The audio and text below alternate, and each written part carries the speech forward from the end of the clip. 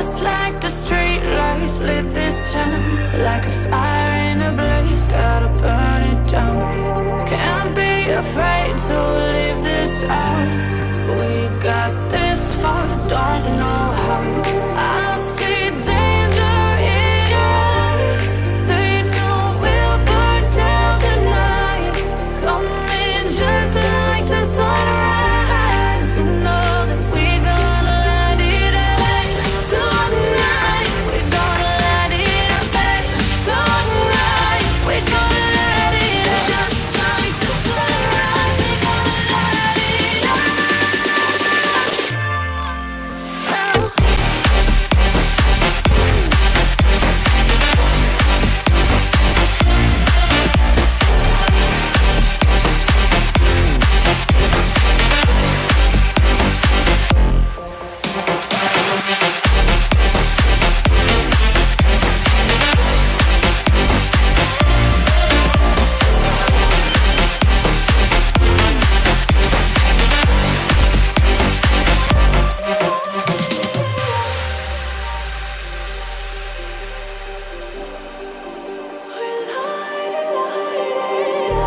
Just like a spark that's breaking out. Can't make a stop, can't turn back now. We know that there's no room for doubt. No, we can't turn back now. I see danger in your eyes. They know we'll burn down the night.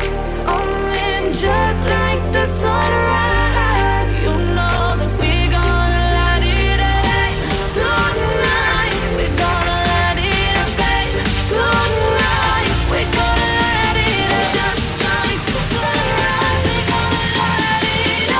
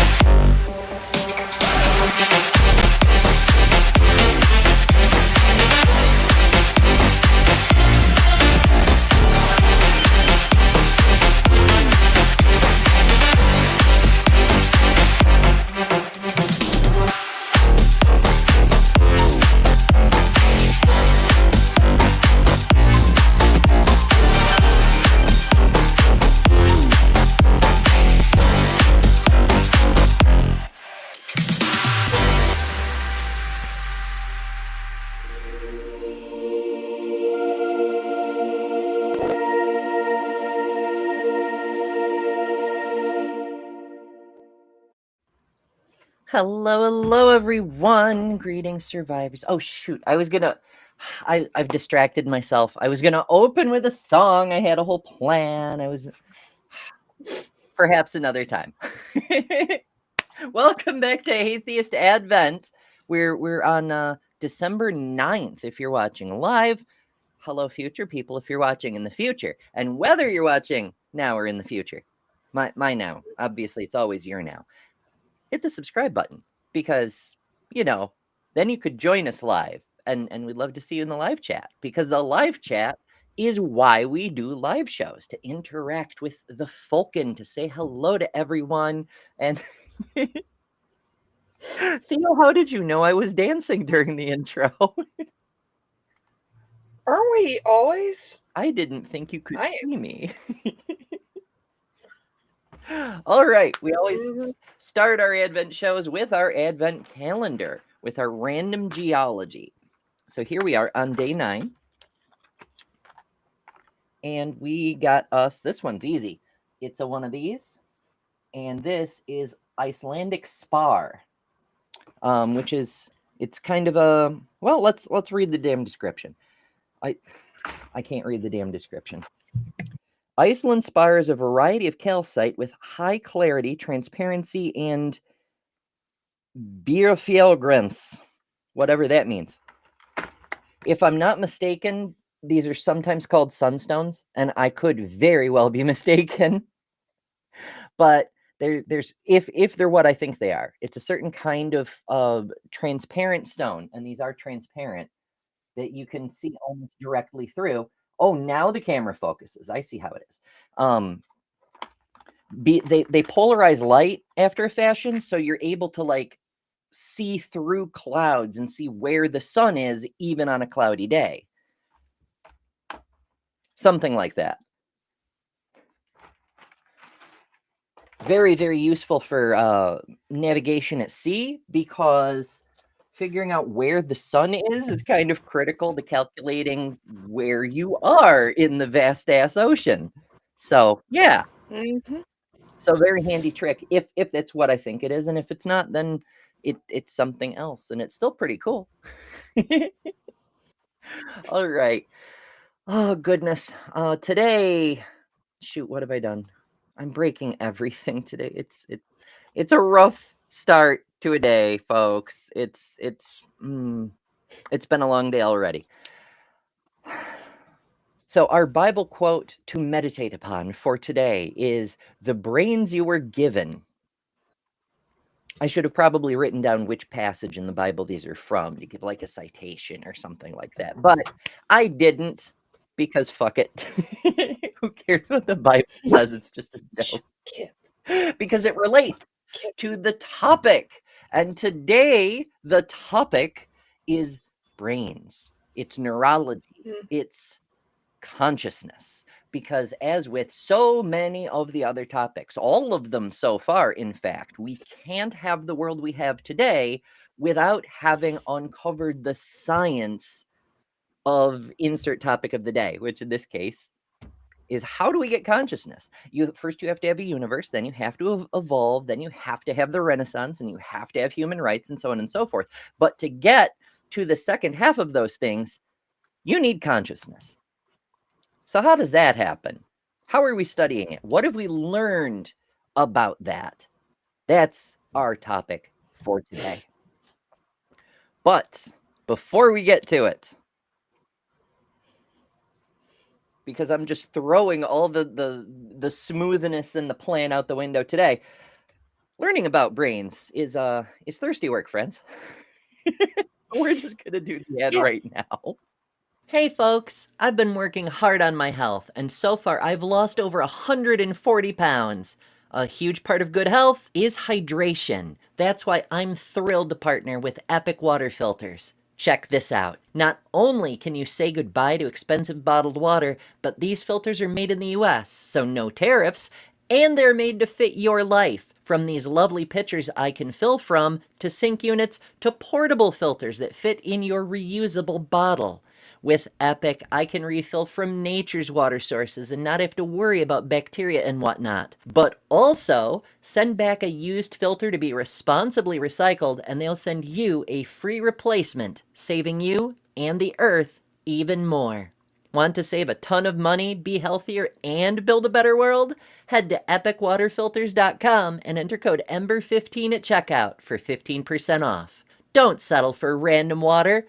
Upgrade to Epic. All right, that's slightly better. I've wetted my whistle, and oh my goodness. It really has been a rough morning, folks, but we're doing our thing. All right, before we begin, hast thou any thoughts upon whence consciousness doth arise? Queen of Mermaids, Lady Harlot. Honestly, like, I think it's just a consequence of having brains that work, because there's been even other animals that show that they have some level of consciousness too. Like some dogs, or what is it? I think it's cats that can pass the mirror test. So they are somewhat self-aware. I don't think it's a you are conscious or you're not. I think it's more of a spectrum, just like everything else in nature. So After having observed humans for decades, it's absolutely a spectrum. I mean, there are people who are paralyzed with self-awareness. You know, what if I'm doing this wrong? What will other people think? And so on and so on. And then there's other people who are completely self-absorbed, but completely unself-aware. Some of them are running the US government just now. So it's a spectrum. But consciousness isn't necessarily the same thing as self-awareness. Like so this is one of the issues I take with, like we were discussing yesterday with critical thinking, a lot of how we reason and the basis of our science and our understanding in things is shaped by the framework we're using. Sometimes it's the language, but sometimes it's the system of thought. And having a system of logical thought, of scientific thought that is drawn out of philosophy sometimes shapes the way we perceive things. And so we tend to want to categorize and we want to get prescriptivist about definitions rather than talk about the ideas directly. What does this word mean rather than what am I actually trying to say? And perhaps worst of all, we tend to default to everything being a philosophical problem rather than a scientific one. And we run into that a lot here because the hard problem of consciousness is it's a philosophical dilemma, right? That's not a thing in science. Like we can study behavior, we can study choices, we can study, rewards and fears and all sorts of things. We can also study how the brain stores memory. We can study neurology. We can study all of these various things.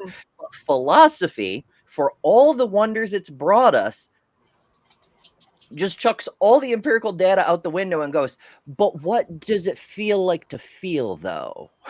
What are you, a fucking poet? Yeah. And to be clear, I love poetry too. You've heard me talk about it before. I've won awards for my fucking poetry. But poetry and science should not mix. You can't reach true conclusions by coming up with the best of verses. Say lovey. All right.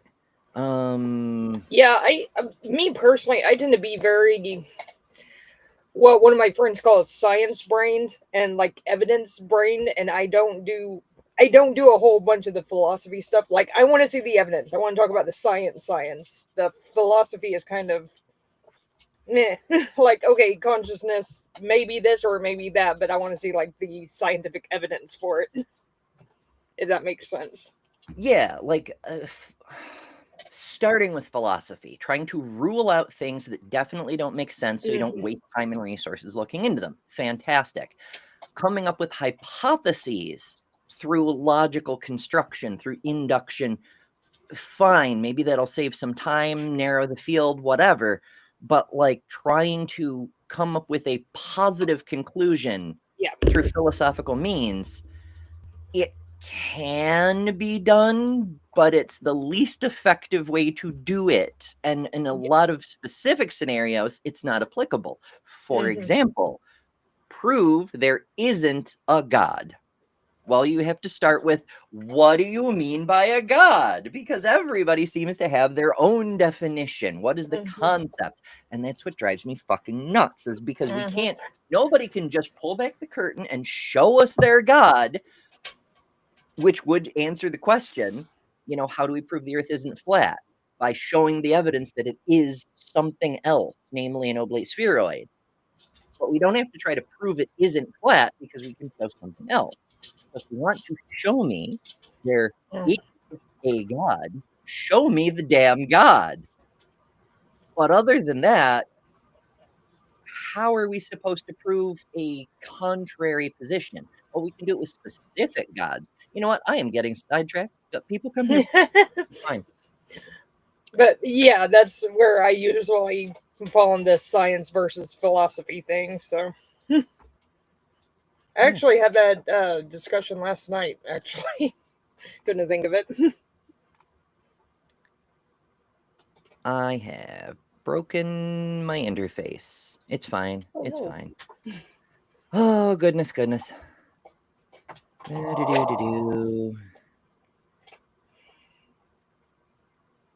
Okay, I had to check a message.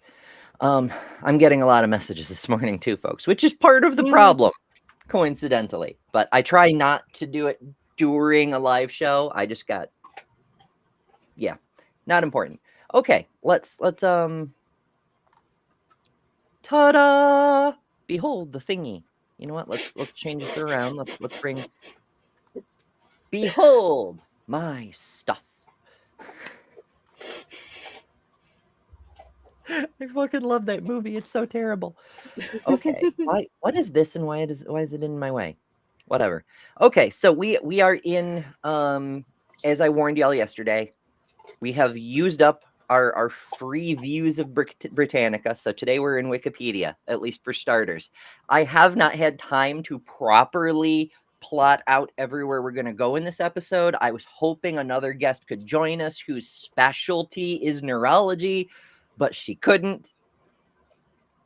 Well, she may drop in at any point. I don't know for sure, but the last I heard, she couldn't. So we're going to improvise, which is kind of what we do best. All right, so this entry begins with the hard problem of consciousness. In the philosophy of mind, and that's the issue. What is mind? Where does that come from? How is that generated? The hard problem of consciousness is to explain why and how humans and other organisms have qualia. That is subjective experience. It's the phenomenal consciousness. It's not the stimuli. Like we know how we get the stimuli. We see with our eyeballs, we hear with our ears, we touch with our nerve cells, and so on and so forth. But how do we translate that sense data into experience, into feeling, into seeing? How does that work? Well, philosophically speaking, we don't fucking know. Now, neurologically speaking, we do know, but philosophy hasn't caught up to science. Just it's not important. We're not talking about like the physical mechanisms. We're talking about the why question. So let's see where this goes. So this is contrasted with the easy problems of explaining why and how physical systems give a human being the ability to discriminate, to integrate information, and to perform behavioral functions such as watching, listening, speaking, including generating an utterance that appears to refer to personal behavior or belief, and so forth. This is a weirdly constructed paragraph, but we're going with it. The easy problems are amenable to functional explanations, that is, explanations that they are mechanistic or behavioral, since each physical system that can be explained purely by reference to the structure and dynamics that underpin the phenomenon. This is another issue with modern philosophy, is there's a whole lot of poo-pooing of the phenomenological. It's almost like natural reality is beneath the loftiness of the mind, like cognition is somehow borderline supernatural.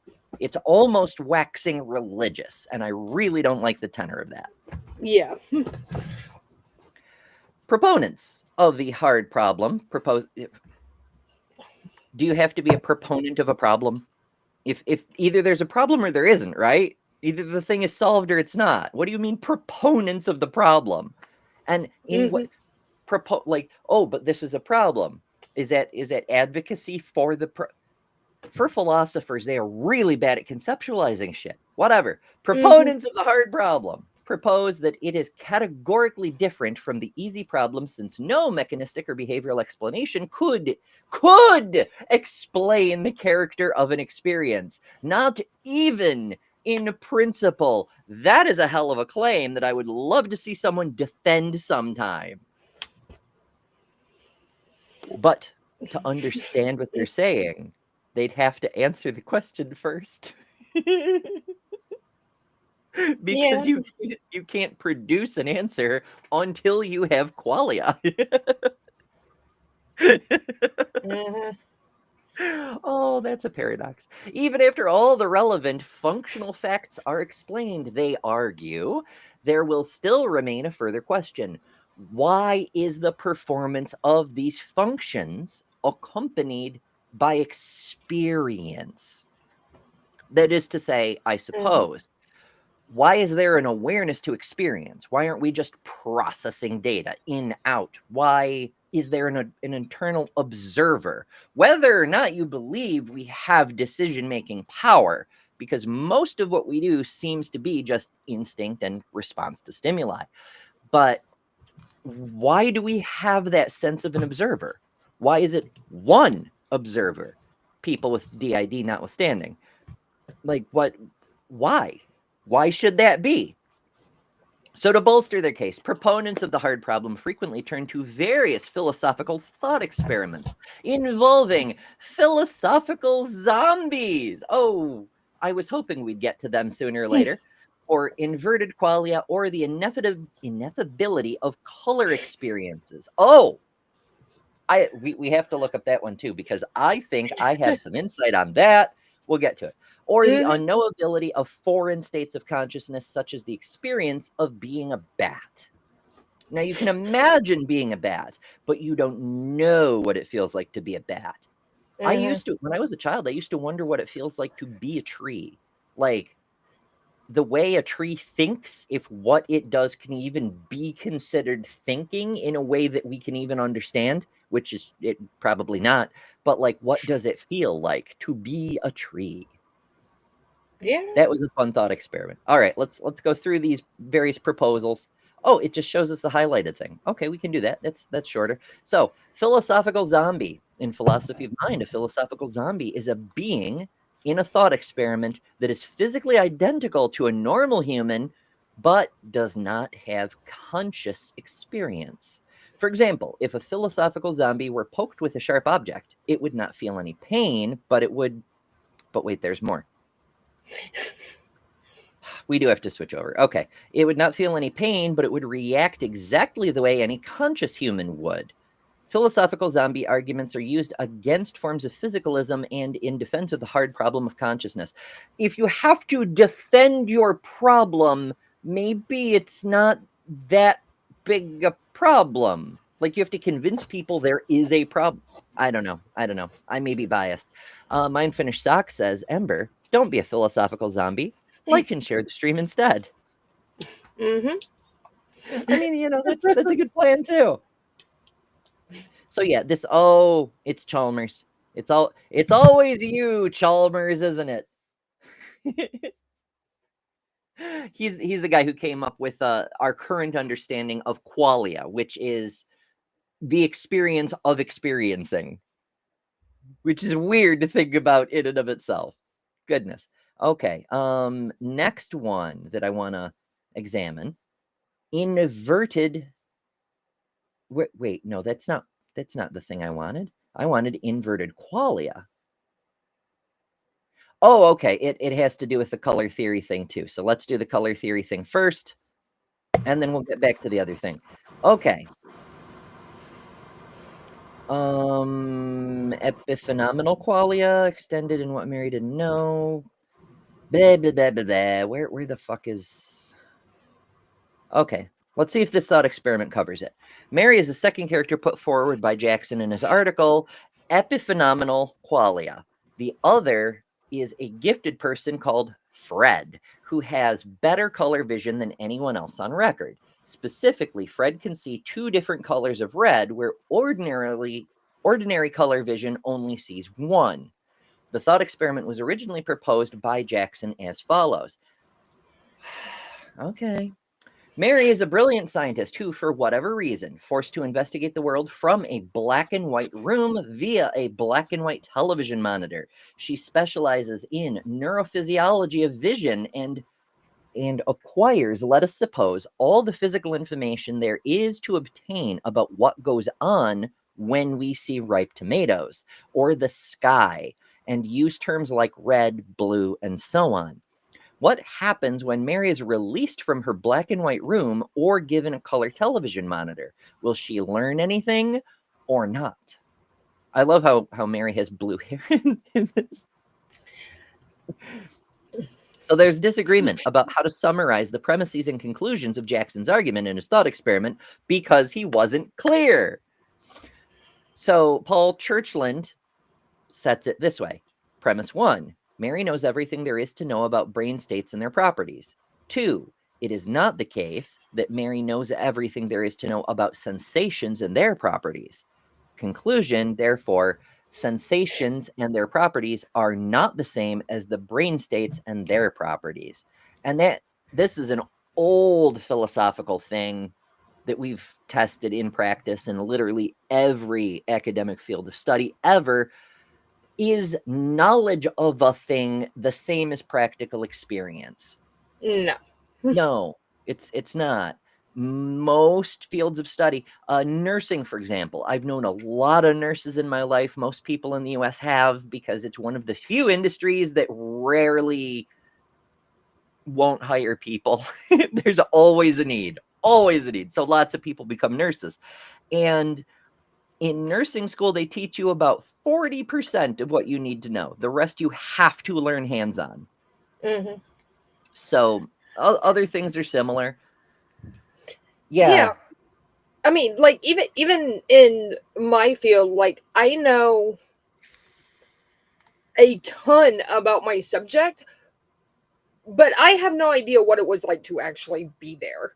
I'm probably one of the few people who can give an accurate description, but as far as me personally feeling what it was like to be there, I can't, because I'm not in that situation.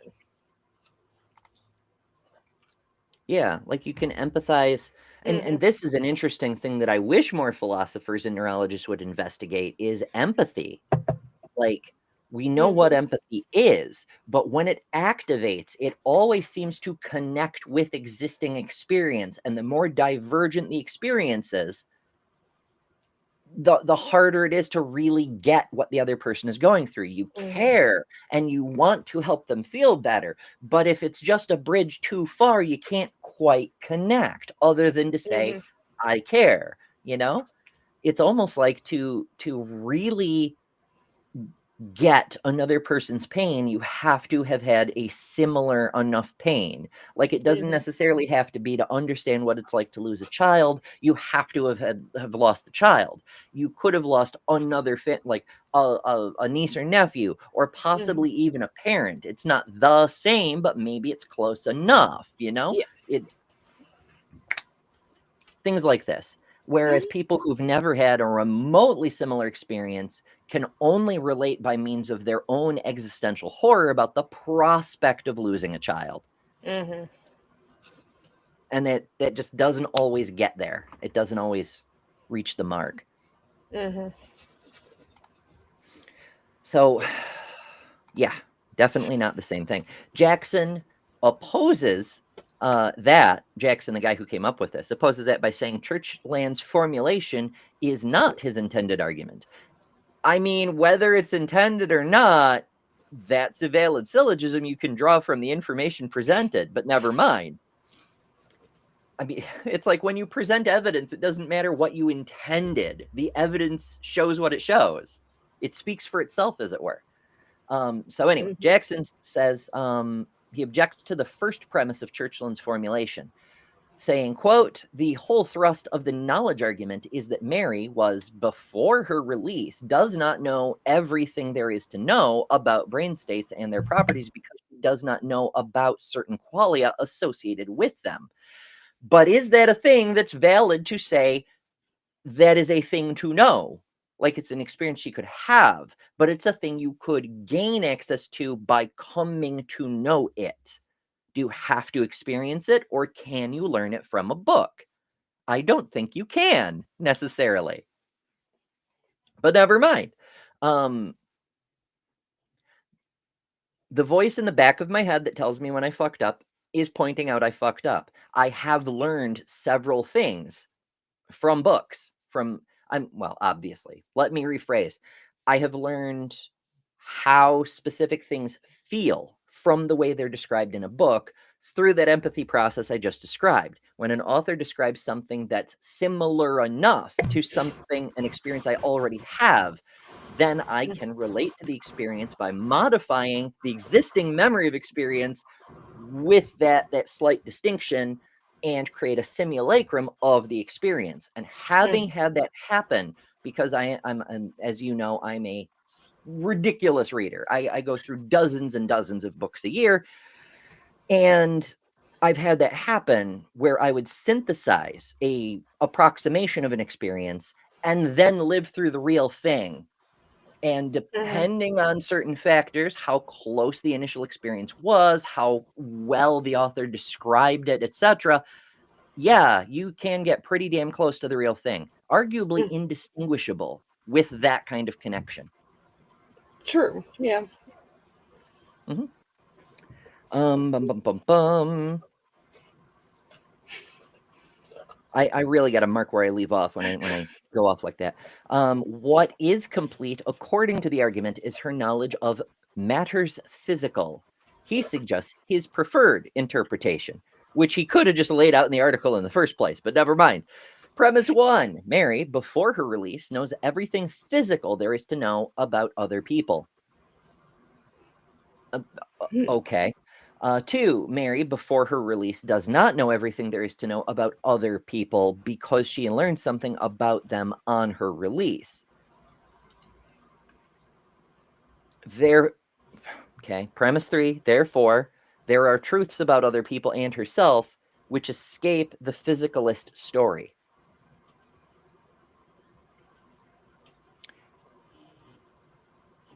I'm looking, these look like they're contradictory. Okay, Yeah. Mary knows everything physical there is to know about other people. Okay. Yeah. But Mary does not know everything there is to know about other people. Okay, yeah. I mean, it's kind of given insofar as history. Like, you can examine my body and you can find out a lot about me. You can deduce or infer a lot about me, but you cannot learn where I've worked, which states I've driven through. Like, there's a lot about me that is physical, but it's not present, you know? Yeah. And I think experiences like that too. I mean, like the example I thought of is like my youngest son. I know absolutely just about everything there is to know about him. We are, he's definitely like we're really close. And 9 times out of 10, I can tell you what he's thinking, but I can't tell you what he's thinking sometimes. Sometimes I say something and I think he's going to get it, and he takes it the completely wrong way. So it's one of those things of like, even though I know everything that I think I can know about him, there's some things that I can't know and I never will. Just because that's not a physical trait of his, if that makes sense.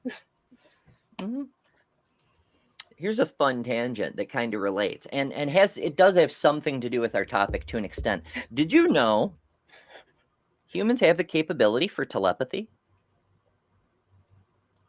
I know. I should be grabbing a tinfoil hat right now. But here's the thing. We're doing it right now. I'm taking my thoughts, and by means of changing them into noises, I am transmitting those noises, which are received by your ears, translated back into thoughts. Instantaneous, well, near instantaneous, mind-to-mind communication. I am sending you ideas by means of a coded wavelength. Literally. Literally. It is telepathy. Yeah. Mind to mind. Idea into your brain. I've never thought of it that way, but yeah, that's totally true. I mean, it's assisted by a medium. It's not, my thoughts to your thoughts. But that's what's happening.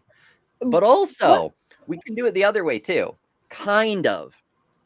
It turns out that a lot of our thinking processes are not only our access to memory, but our emotions, which behavioral engrams are encoded into our processors. When we're not really thinking about what we're doing, we're just doing things that are already pre-programmed because our brains are lazy and do that kind of shit all the time. That's where muscle memory comes in, things like this. So we have all these programmed responses for various situations. The brain is very fucking clever and really good at saving energy. A lot of it is just wavelength triggers, the brain wave patterns and frequencies and so forth. And when we spend a lot of time with another person who often is already very similar in mind to us, that's why we spend a lot of time with them, but not always. But sometimes our brain waves start to actually sync up. We've done research on this. This is one of the projects that I worked on, when we say you're on the same wavelength, weirdly, that can be literally true. And if sometimes you're in close physical proximity with a person, and your brainwaves are on the same wavelength, as it were, and the fucking stars align and all that shit, you could conceivably finish each other's sentences. Yeah. Or say the same thing at the same time, or any number of other things. Now, sometimes that's just a coincidence. Sometimes it's a predictable meme, but sometimes it turns out you actually are picking up on each other's thoughts.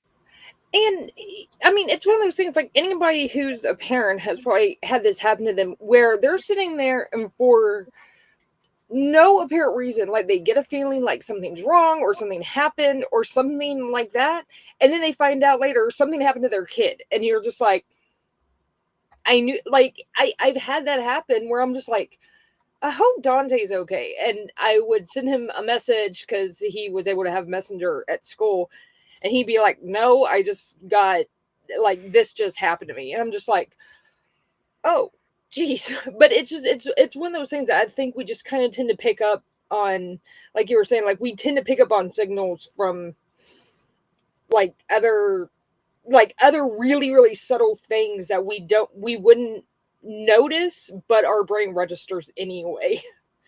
Well, If that some makes of it sense. is it's very weird. I get why some people conclude supernatural powers are a thing, because I've seen some weird shit and I wish we could study it more, but it's hard to study because instances like these, for example, when I was around 17, maybe 16 years old, I was driving with a friend near the lakeshore. I live on near one of the Great Lakes, and we were driving along the lakeshore, and all of a sudden, my friend had a really strong feeling we should turn down the side road to this random patch of beach that isn't part of anything. It's just there. And so we went down, and there was one of our friends who had brought his car onto the beach and gotten it stuck in the sand, and the tide was coming in. He needed help. And this was before cell phones and shit, like, he just had a sense. And we went down this random road, and there was a friend we knew who needed help.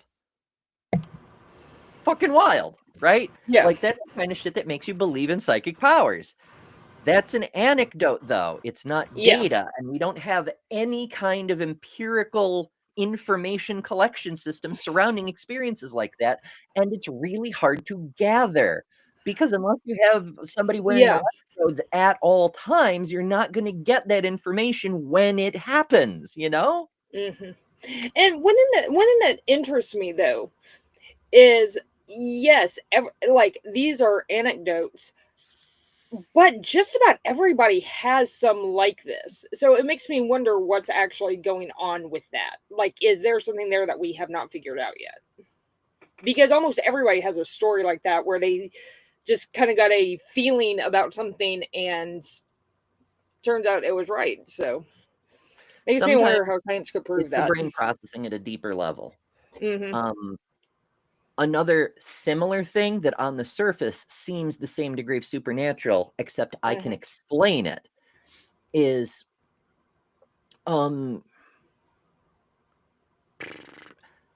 as many of you know, my family went through a really bad tragedy several years back, and I don't want to get into that. We're not doing drama today. I try to avoid drama generally. But as a consequence, some of my family members came under investigation from law enforcement. And as it happened, let's say the prime suspect for what happened was staying with two other relatives. And so the police came and asked if they could have a chat with one of the two other relatives.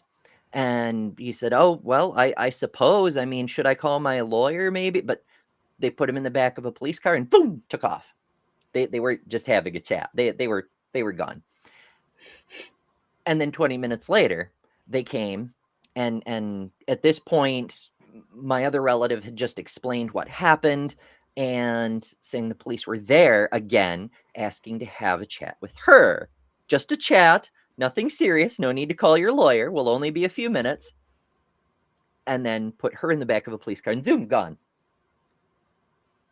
I had a flash of intuition in the moment. I was not a psychic. I sent a message saying, this is a trap. They're trying to isolate you, prime suspect relative. Do not answer the door. And I got a text message back saying, too late. They're already here. Well, that was a little spooky, a little creepy. Now, by the way I've told the story, you can all probably deduce exactly how my thought process went. Mm-hmm. The first one was a weird anomaly. The cops behaving badly, though, that's nothing unusual in the United States. Yeah. It happening again shows they're trying to get the person they actually want to get to alone, to make them vulnerable, because the other adults won't let the cops in the house. But once they're gone, maybe they can convince that person to let them in the house, you know? I mean, And that's yeah. exactly what they did. Yeah.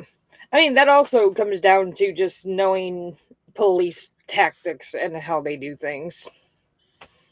Too. Right. Like, I've had, long story short, but in one specific town, I had a massive issue with the police there because I pissed off the police chief's daughter because I would not let her search my car. And she made me wait for 3 hours on the side of the road in 105-degree heat, waiting for a damn search warrant. Didn't find anything. Anyway, I pissed her off because I said no. They pulled me over, I don't know how many times over the next 2 years. I eventually had to get my lawyer to call them and say, dude, leave her the hell alone. This is harassment, or we will sue the crap out of you guys. And finally, like, the entire apartment got turned over for some other stuff and it stopped. But it was just like, yeah, you got to watch out for their tactics on that kind of crap. They're terrible. Yeah, there's so much respect my authority, and on the occasion when you know where their powers end, then they'll try to be sneaky little bastards and work around it. Because, as I've often said, if you see a person who feels like they have to cheat, that means they have a very weak position. They don't think they can win without cheating. They can't. If you can't do it by following the law, maybe you shouldn't be doing it if you're a law enforcer. But that's a whole other rant. Yeah. Basically, if cops are ever talking to you, get a lawyer. Make sure you have a lawyer there. Don't talk to them without a lawyer. Yeah, just don't. Just don't. You may be thinking it'll be easier if I just clear this up. This is a simple low-grade matter. We can just settle everything right now. If I don't comply, they'll make me wait in 105 degrees for several hours just to put the boot on my neck and show they've got the real power. And they will. But don't. Make them do it the legal way. Don't ever give them an inch, because it will be used against you. Every time. There is no interest in getting to the truth. There is no interest in finding the facts. There's someone who has a half-baked idea and has visions of winning re-election by having a high conviction rate, who doesn't care what the truth is, who doesn't care about justice for the victim. He just wants to put someone in prison as easily as possible. If that's you, tough shit. Yeah. That's why we have the Innocence Project. That's why we have such a ridiculously high rate of people who were convicted, but then it turns out didn't actually do the crime. And then they end up suing the state for wrongful imprisonment and having lost a decade of their life or more, and end up with, often large settlements. Like these assholes. Not everywhere. And do remember, every time we put an innocent person in jail, the guilty person is still walking the streets. I mean, if you think about even the last 20 years or so, how many people who are in death row were exonerated? I think it's like, I think the number's like 1 in 25 have been completely exonerated through like DNA testing. Those odds are still too high. Like 1 in 25. Like, are you okay with murdering every 25th person just to make sure you get this guy? Like, I'm not okay with that. Well, that's one of the differences between what we now call conservatives and everybody else. Is They're fine with it. Yeah. We've seen the current administration throw their own strong allies under the bus because they don't care. It's fuck everyone. Fuck everyone else. Oh, my policies about being a dipshit about the plague caused my only black friend to die.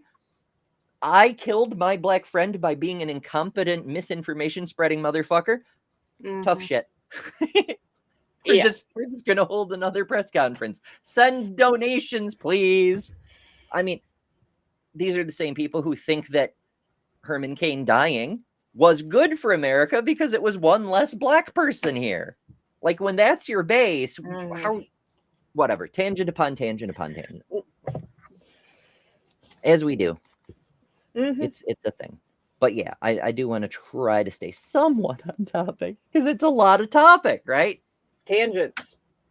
We always love the tangents. That's right. People come here for the tangents. Okay, so let's see. All right, here's Amy Kind's version, which may actually be the useful thing we're trying to get to. Premise 1. While in the room, Mary's acquired all the physical facts there are about color sensations, including the sensation of seeing red. 2.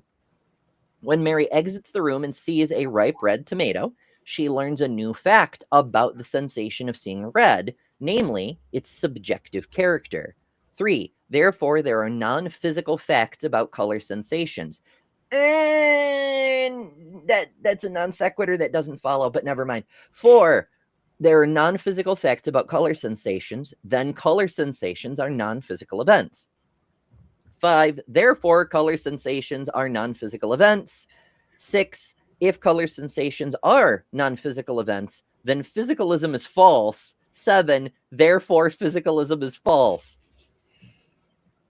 We got a William Lane Craig up in here. I can prove God in one easy syllogism. You can experience the color red. Red is a color. How the fuck do you experience it? Checkmate, atheists. That's the level of reasoning we're dealing with here. Clearly, there's a spiritual element to reality because you can experience physical things in a experiential way, as if experience is, begging the question, non-physical. But that is the question. That's a presupposition they're doing right there. That's why it's a non sequitur. That's why it's circular, is because the whole point of the problem is, are experiences physical or something else? You're doing it with a physical brain. You're gathering the information with physical chemicals. It's neurons, neurotransmitters, fucking pathways and all the ion pathways, ion channels. That's what I was trying to find. Like, it's all physical. What the fuck do you mean? Where's the magic bit in that processing? You know? Drives me fucking crazy. Granted, it's a short drive, but still.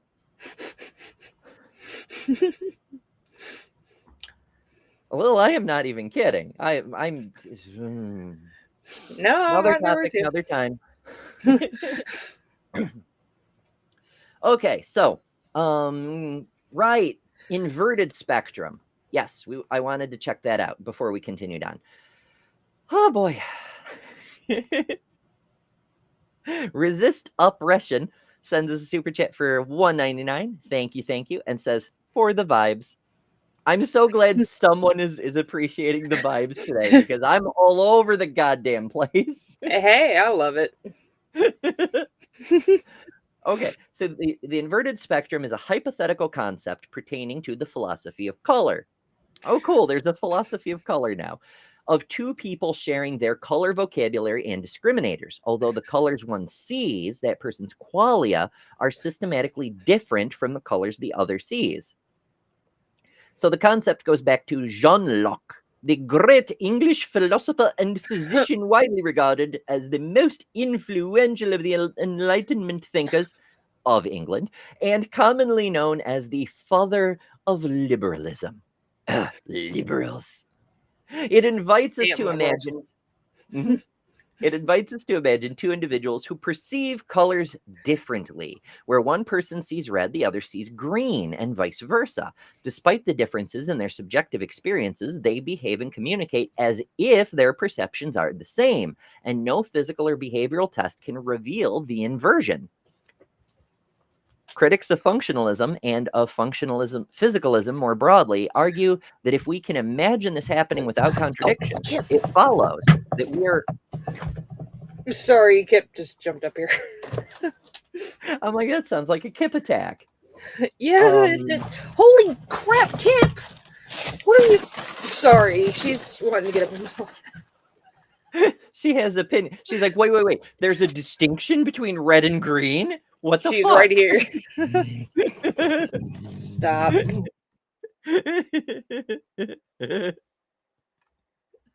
Oh, goodness. Okay, so if we can imagine this happening without contradiction, it follows that we are imagining a change in a property that determines the way things look to us, but that has no physical basis. No, it does not follow. It very much does not follow. Because, like, what is it the person is seeing that is pinging their visual receptors as red? Even if the other person sees green, is the other person seeing green? Or are they seeing something that we might call green, but they describe as red? Like, there's a physical object being observed. It has a color. Even if we see it differently. But I've seen a study before. I'm trying to remember exactly where I've seen it, but there were some languages that different colors, like how we would differentiate like red and pink or red and orange, they didn't have a differentiation between those, and they couldn't tell them apart. Right, that's color blindness. That's what that is when. But it was solely due to their language, because the way that they referred to it, they just didn't see any difference in the colors. Like, they tested them for color blindness, and they didn't have color blindness. It's interesting. Yeah, so but it's one of those things that like orange up until I want to say about the 1500s, maybe. In English, there was no word for orange. It was just a shade of red. Yeah, we called it yellow red or red yellow, depending on, it's sort of like blue green today, Yeah, but there's other languages where the colors, where they'll look at it and they'll see pink and they'll see red, but like they'll see the two colors side by side, but they can't tell the difference like we can, because they don't have a separate word for them, so they don't have that differentiation in their mind for it. I'll have to find that study, but it's a really cool one. It is. I wonder if we perceive things differently specifically because our science-focused civilization has put so much effort into describing color distinctions. Like, maybe we don't see the problem because of our other sciences that have informed our perspective. But I do remember, as far back as like kindergarten, wondering why light red gets called pink, but light blue doesn't have a special name. It's just light blue. Mm-hmm. Why is that? I still don't have an answer to that. Let's see if we can answer this question that freaking kindergarten Ember had. Why, now that we have an internet, why does pink get a special name but not light blue? Pink gets a special name. This is the AI overview, so don't trust it. Instead of light red, because of a language evolution, cultural need for distinct categories, especially related to flowers like dianthus, and how our brains perceive colors, making it a basic color term in English. English is not how our brain perceives colors. While light blue, like cyan or azure, often uses just modifiers or less common names, so there's no strict rule about naming light blue. It just wasn't prioritized as a unique basic term. I don't like it. Maybe Reddit will do better. Let's try Reddit. What could possibly go wrong with Reddit? Beige? No, not beige. but not for light green or light blue or light yellow for that matter. Okay, do we have? We do have a common name for light blue. It's called blue. I mean, if you're We going like know. sky blue, We you've know got like azure. crazy big thing, like shit. Indigo is the common name for dark blue. So, okay. This person is hypothesizing that it's not a matter of light blue lacking a name. It's that blue is the special term for light blue.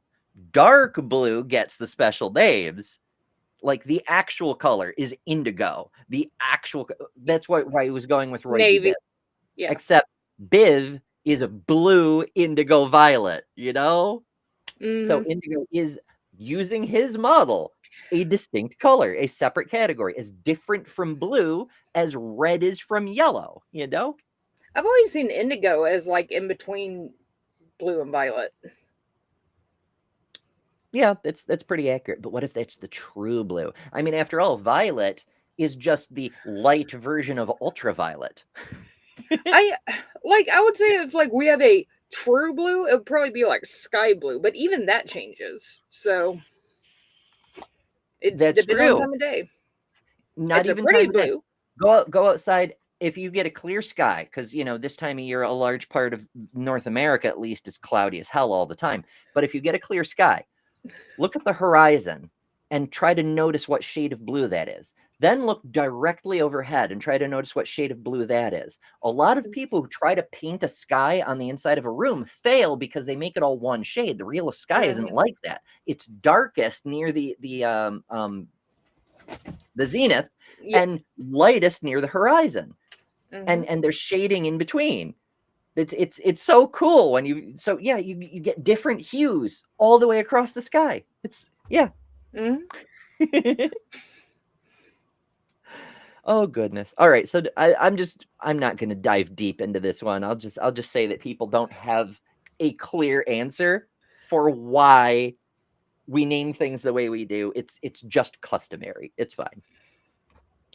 Okay, so philosophical zombies, inverted qualia, or the ineffability of color experiences, the unknowability of foreign states of consciousness, such as the experience of being a bat. Okay, I do want to expound on the color thing a little bit before I go back to bigifying. We do know that people do have something similar to that. That's a real thing that we're aware of and have studied and measured, like we were talking about with color blindness.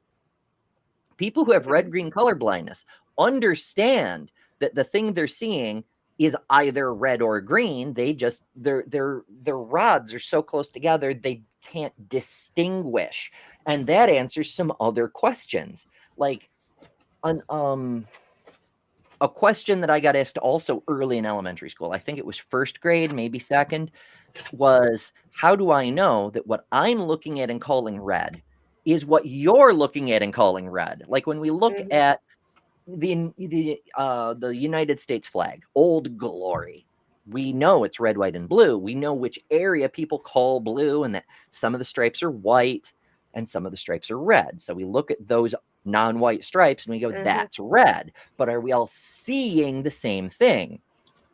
No, we're actually not. That's super easy to answer. And there's a bunch of different ways we know that, because a person who doesn't have color vision at all still sees the red as distinct from the white. They just don't see the color component. Everything's shades of gray, and that's one thing. But also there's the red-green color blindness. There's other kinds of color blindness. There's the fact that we can measure the receptiveness of the rods in the eyeball and know which wavelength they're picking up at peak. So we can see your red receptor might be picking up at something like 690 nanometers, which is nice. And mine might be picking up at something like 670. It's not the same red. It's really close. It's close enough for conversational purposes, but we're seeing different colors, you know? And then there's tetrachromia, which adds a whole other data point. Like tetrachromia, as you may know, are when people have another kind of rod. And so they see 4 main colors. But you don't just see 4 colors, right? Just like you don't just see 3 colors with typical vision. You see the spectrum. You see a range around each rod's reception point. And so you get some reddish information and some greenish information and some bluish information. And then your brain puts them together and figures out what color you're actually seeing. When you add that 4th rod, you get something else on that existing spectrum. You're not seeing more colors. You're seeing more data within the spectrum of color you already see. So you're able to distinguish between shades and hues and shit in a different way. It's really fucking cool. But it doesn't give you magic powers. It's not X-ray vision. It's not infrared vision. It's still human vision. It's just more data, you know? Yeah. So, yeah, TLDR, we do know from several different areas that people's experience of color is different. But we also know there's physical reasons for that. Okay, the terms hard problem and easy problem were coined by philosopher David Chalmers in a 1994 talk given at the Science of Consciousness. Oh, the 90s. These days, you have to put shit in a peer-reviewed paper. It doesn't count. But way back in the 90s, you know, in the 19th century, you could just write a book, and that counted as introducing the science to the world. And people would have to write a book back to answer you. Sure, there were journals, but they were just kind of like, hey, I had this random idea. Does somebody want to spot check my thinking?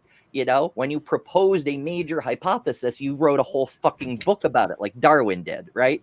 Or Newton did, or etc. Like, general relativity wasn't proposed as a journal article. It was a research paper that was just published, you know, whatever. But in the 90s, you could just give a fucking talk and that counted. Whatever. Later, the following year, the main talking points of the talk were published in the Journal of Consciousness Studies. So that's what makes it count scientifically. It wasn't just talking. It was, now it's in a journal, so it becomes real science. Fucking hell. And that, incidentally, since we're tangenting on the things that I fucking hate about the way we go about doing science, because remember, this is cultural, just like all the other shit. We have built this up as a society. It's a very effective system, but it's not inevitable. It's not the only way to conceptualize and think about these things. It's not an absolute.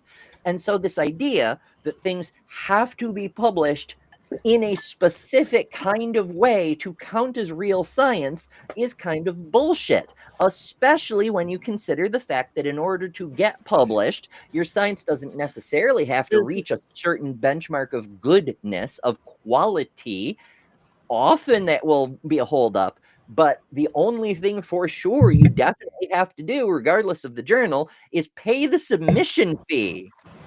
That's the gatekeeping, because people who work for universities and shit may not have to cover their own submission fees, because it's good for the glory of the university if they get more of their scientific research published. Look at all this cool research we did at XYZ University. Come enroll at our college or some shit.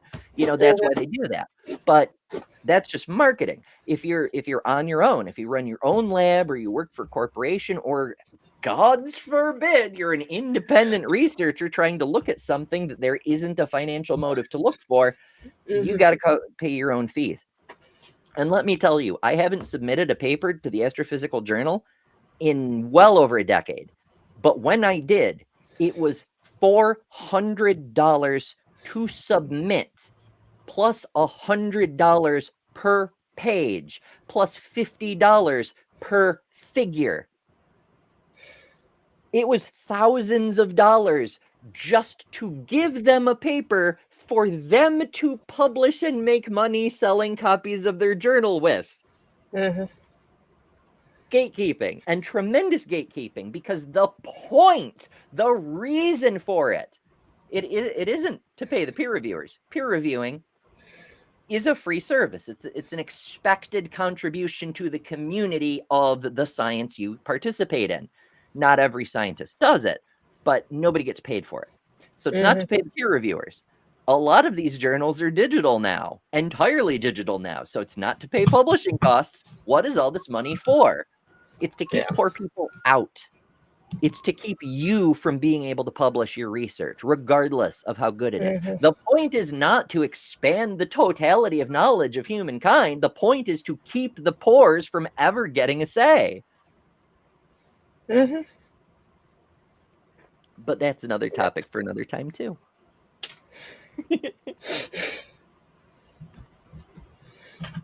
So many tangents. Oh, goodness. Thank you. Hey, I'm just here for the tangents. Appreciate. Always good to see you. I saw you dropping links, too. So you weren't just popping in, but I do appreciate you. Thank you.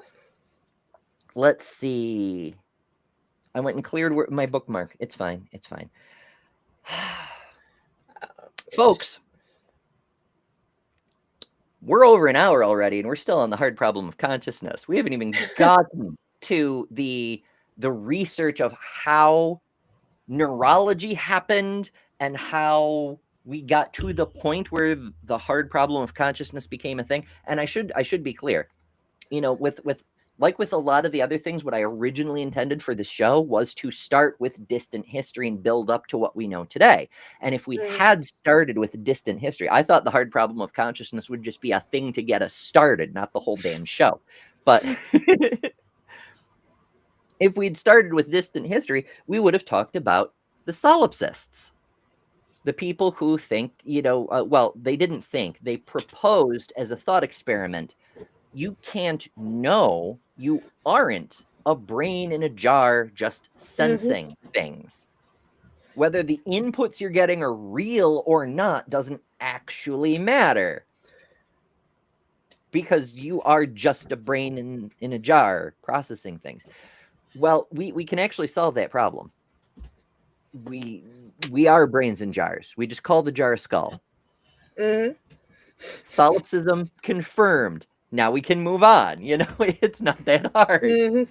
The question is, are there other brains? Are there other minds? Or is that part, because our only awareness of other people's minds is through our sensory input. So to borrow from Descartes, a demon could be tricking us. How can we know? We can know our own mind is real because we have the ability to doubt and question. And if it weren't real, we couldn't do that. But how can we know other people's minds are real?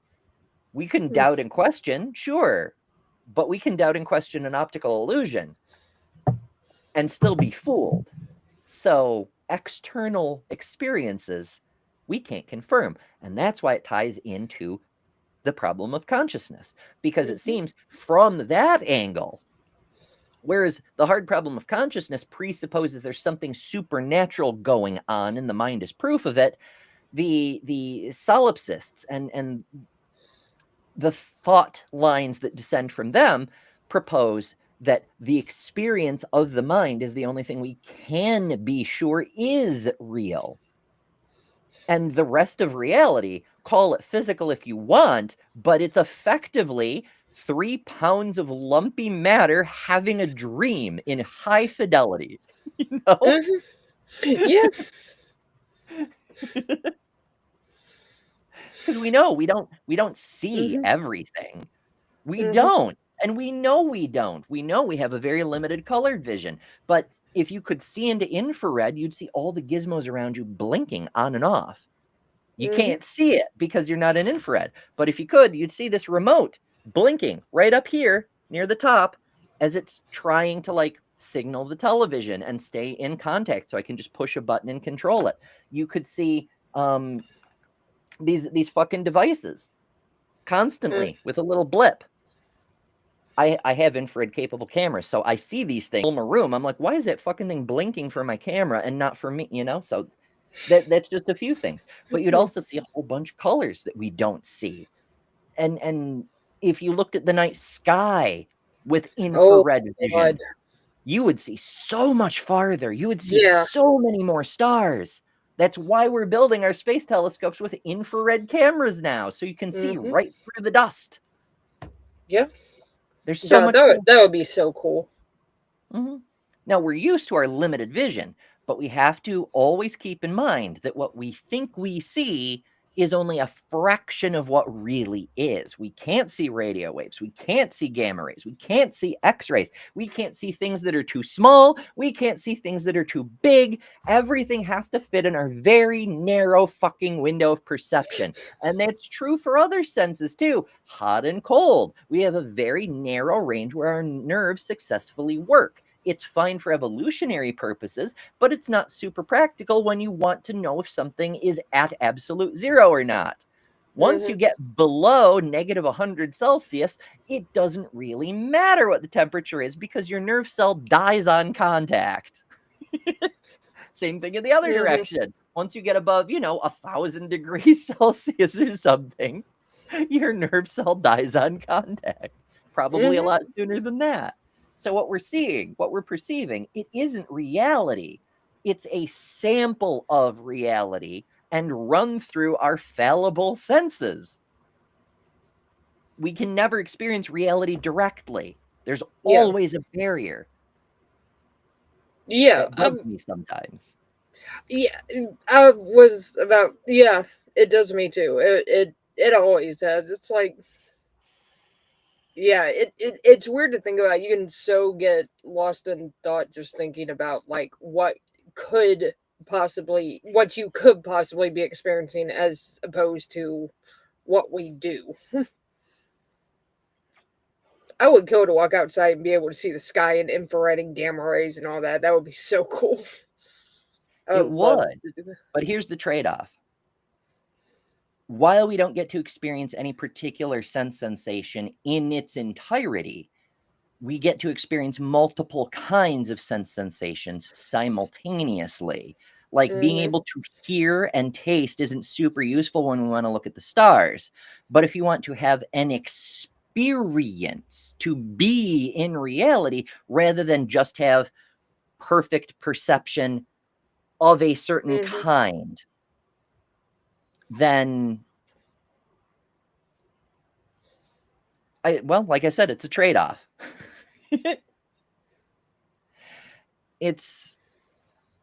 I can't really say for sure which way is better in an objective sense, like whether it would be better to have perfect vision of the entire spectrum or have only a portion of the spectrum, but the ability to hear and taste and touch and so forth. But if we don't do it this way, then we don't have the ability to think about things and talk about things and so on and so forth. So, yeah. Goodness. All right. I have to answer something in chat. So, what are your thoughts on experience of various kinds? Yeah, I mean, experience is, it's one of those things that if you were able to experience, let's just say for instance the entire electromagnetic spectrum and be able to see it, there's nothing cooler to me than being able to go out into a field in the middle of the night and look at the stars. But that experience is lost if some of that experience is lost if I can't sit out there and feel the cool night air, if I can't hear what's going on around me as much as I possibly can. So it's one of those things that, yeah, it might not be the most, what word am I looking for here? It might not be the most like inclusive package as far as like seeing the electromagnetic spectrum as I would personally like, because I'm just a science nerd. But there's this whole experience that you get with it through all the other senses that just kind of goes hand in hand with being human and being a living being on this planet that you are not going to get any other way, which is also really stinking cool.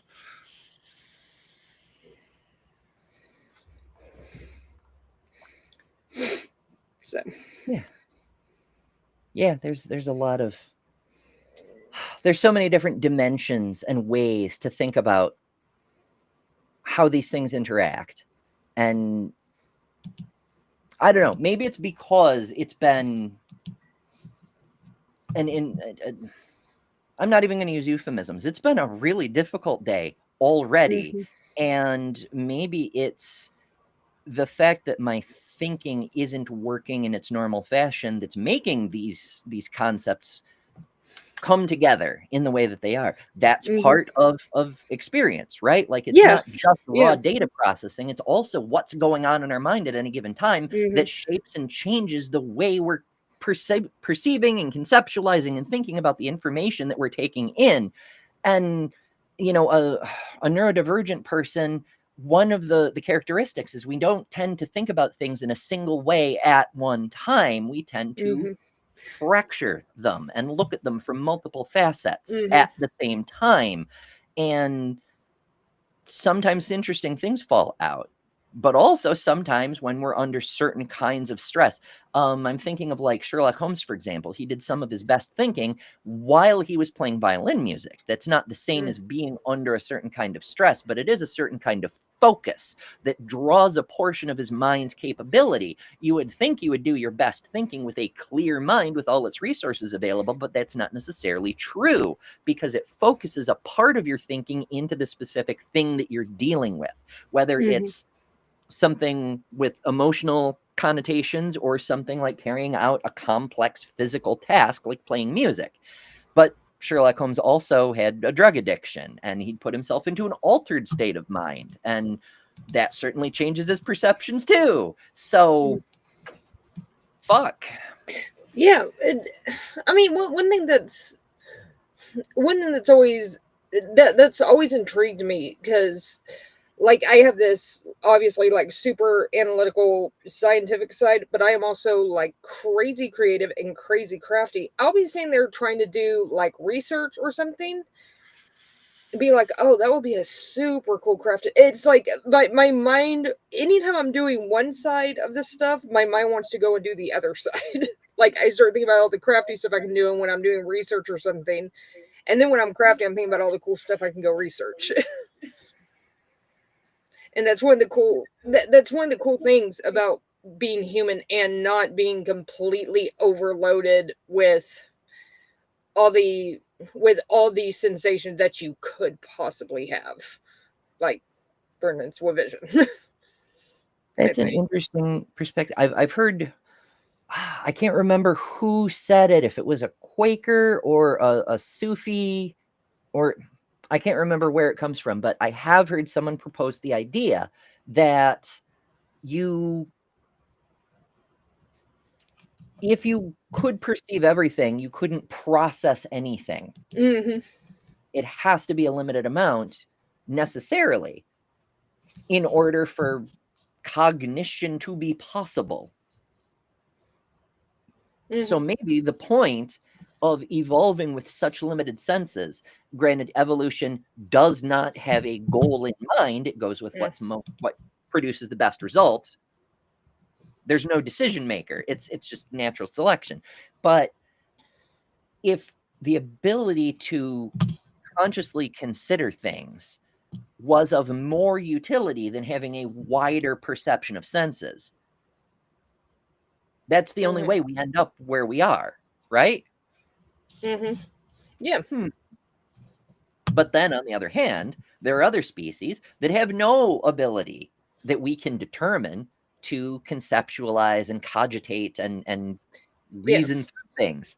They are just I mean, trees, for example, we know that they can respond to stimuli, right? Like there's the what is it, phototropism, where they follow the sun. Yes. Some trees can sense a change in the weather from barometric pressure and turn the leaves over prior to a rainfall. There's a bunch of different things that respond to stimuli. But is there thinking, and what good would thinking do? You know? Yeah. And I mean, yeah, like you brought up, it's one of those things that if you think, and I know a lot of people make this comparison and it's not entirely apt, but whatever. If you think of your brain kind of like a computer, it can only run so much at one time before it just crashes out. Like it can only do so much.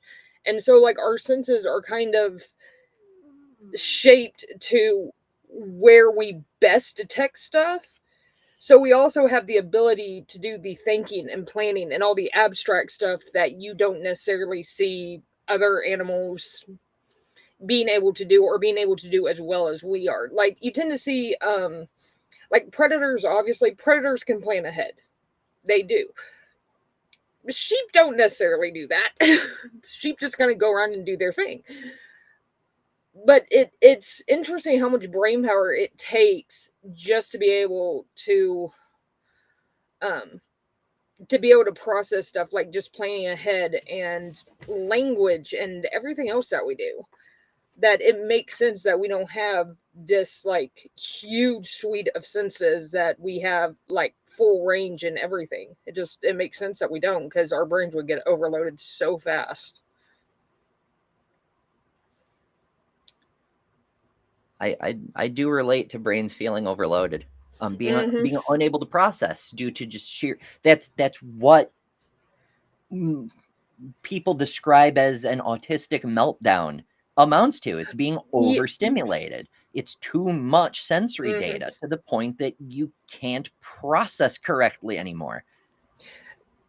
That's actually, now that you put it that way, because I was we have somebody who's autistic in my family, and I was trying to kind of explain to another family member, because they're not autistic, but they're not like bigoted or anything. They're just like, I don't understand what's going on. That's actually not a bad way for me to try and explain it, as it's kind of like a sensory overload. Like if you were to think about a computer, about it just getting overloaded and it can't handle all of it at the same time. So yeah, that actually might help them understand that a little bit. I mean, it's one thing where, like, and to be clear, that isn't the only cause of those sorts of reactions. It's just a common one, because what we're really talking about with autism isn't like extra senses. It's a processing difference. It's not even a disorder. It's a difference. Like I was talking about earlier, neurodivergent brains tend to try to approach things from a multi-track perspective. That's the divergence isn't just being different. It's the thought process is diverge. That's where that comes from. And because of that, it's, as people are pointing out in the chat right now, a lot of people, the way our consciousness functions is by ignoring a huge amount of sensory information. You know, like you can be aware of your peripheral vision, but for the most part, it's just kind of there, right?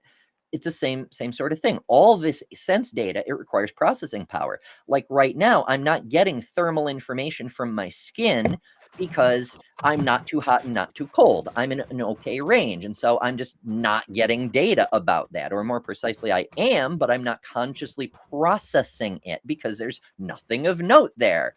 When you have a neurodivergent brain and the right circumstances obtain, it will try to process more than it can process because there's way more data than we can actually process. Maybe that's the purpose of consciousness from an evolutionary standpoint, is to focus on what matters, what will keep you alive and able to reproduce, as opposed to trying to process all the data and being paralyzed. Well, I'm glad we've answered this question before the end of the episode. Congratulations, folks. We've solved it. We have solved consciousness. We have solved it. Yes, we have.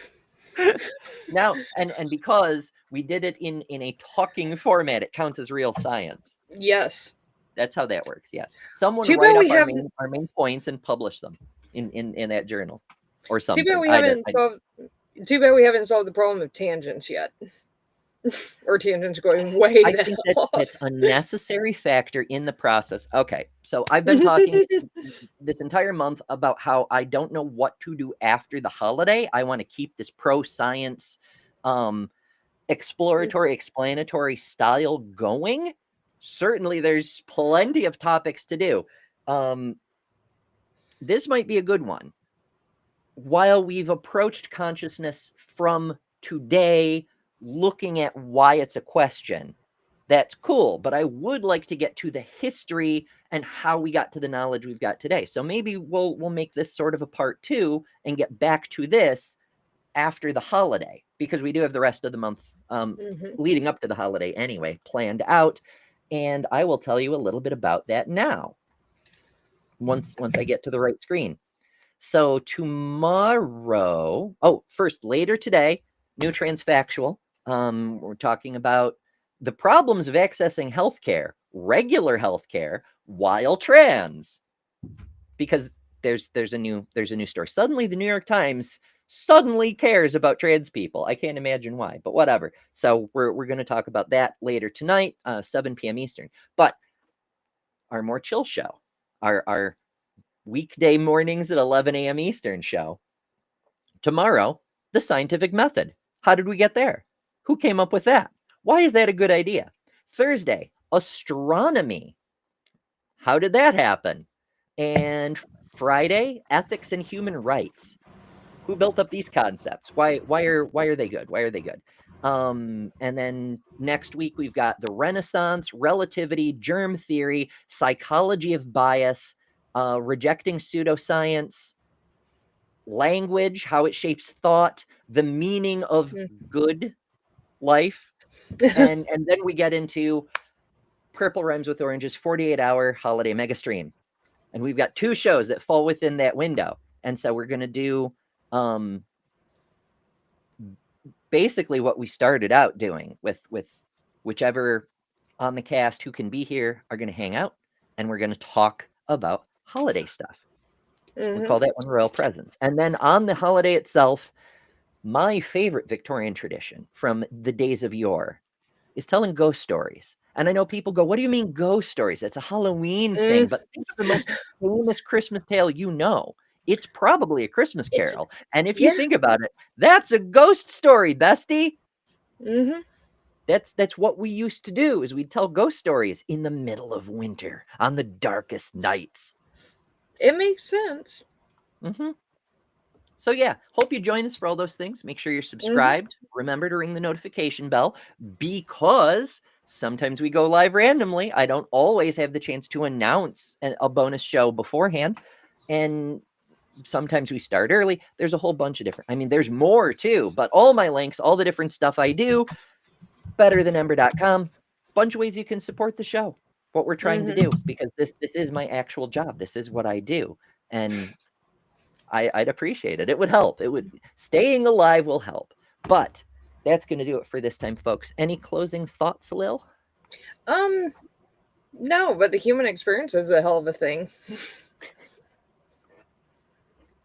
As always, remember, you don't have to deny the qualia of your existence being physical, because you are better than supernatural woo-woo, which is just a watered-down version of religion. Toodles! Thanks to all our patrons and top-level members for November. Miranda, Karen Butcher, Jessica the Trans Metal Alchemist, Robin Webster, Maya Adkisson, Jimmy Tux, Ian Chen, Lilith, Ember Lynn, The Barely Bearable Atheist, Eric Wander, Jason Jacoby, Godless Engineer, Jester, Lil of All Trades, Deviant Outcast, Kelly King, the Detroit Atheist Queen, The Mighty Filbert, and Secular Phalanist. And you can add your name here next month by signing up at patreon.com/betterthanember, or by joining Emberships here on YouTube at the Cinder level, which also includes all the custom emojis, tons of member-exclusive content, member-only live streams, and a bunch of other stuff. I deeply appreciate all the supporters who keep this channel going. Thank you all so much. Because of you, we're building a wonderful community that I'm very proud of.